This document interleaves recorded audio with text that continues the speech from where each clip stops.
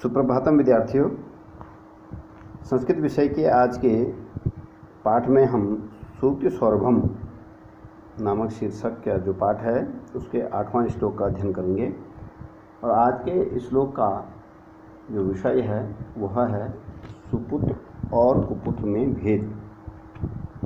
श्लोक एकेनापि सुपुत्रेण विद्यायुक्तेन साधुना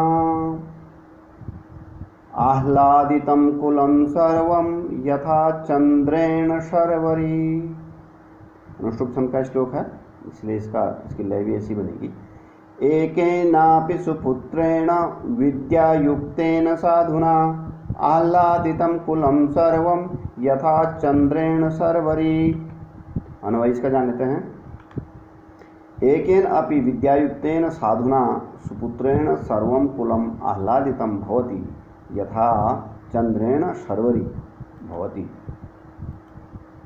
शब्दार्थ, इस श्लोक में आए हुए शब्दों का अर्थ। एकेनापि, एकेन धन अपि, एक भी, विद्याधन युक्तेन, विद्यायुक्तेन, तृतीया विभक्ति एक वचन का रूप है ये। इसका अर्थ होता है विद्या द्वारा या विद्या से। सुपुत्रेण, यह भी तृतीया विभक्ति एक वचन का रूप है रामिणी की तरह, जिसका अर्थ हुआ सुपुत्र द्वारा या सुपुत्र से। सर्वम, सर्वम तृतीया विभक्ति एक वचन का रूप है सारा अर्थात सभी। कुलम द्वितीय एक वचन का रूप है, यह भी परिवार में, कुल में। आह्लादितम अर्थात प्रसन्न या खुश। यथा, यह अव्यय शब्द है, इसका अर्थ होता है जैसे या उदाहरण।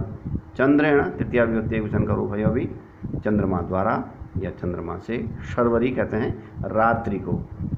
इसका संदर्भ प्रस्तुत श्लोक कूटनीति के निष्णात आचार्य चाणक्य विरचित चाणक्य नीति नामक ग्रंथ से हमारी पाठ्य पुस्तक भास्वती द्वितीय भाग में संकलित सूक्ति सौरभम नामक शीर्षक पाठ से उद्धृत है।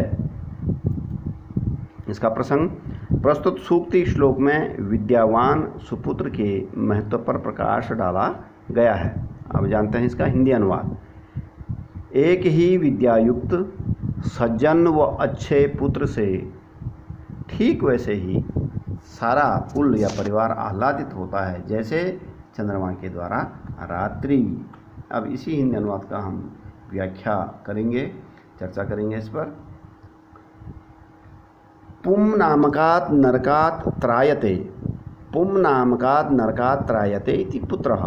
पुत्र कहते हैं पुम नामक नरक से जो रक्षा करे, जो बचाए।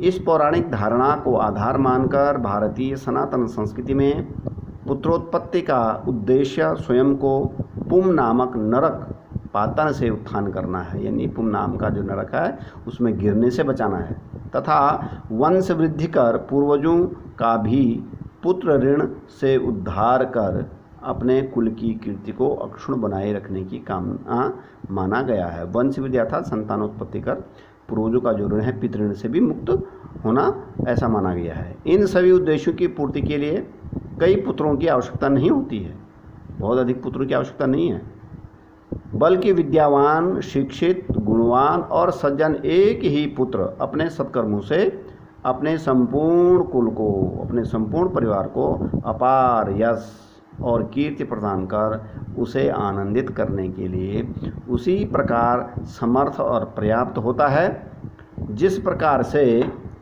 अकेला चंद्रमा रात्रि को प्रकाशवान करके प्रसन्न करने में समर्थ होता है, जबकि लाखों करोड़ों तारे मिलकर भी चंद्र की भांति प्रकाशित करने में असमर्थ रहते हैं। ऐसे ही कई सैकड़ों अयोग्य व विद्याहीन कुपुत्र अपने पिता तथा कुल की यश और कीर्ति को बढ़ाने में सदैव असफल होकर उसके कलंक को बढ़ाते ही हैं।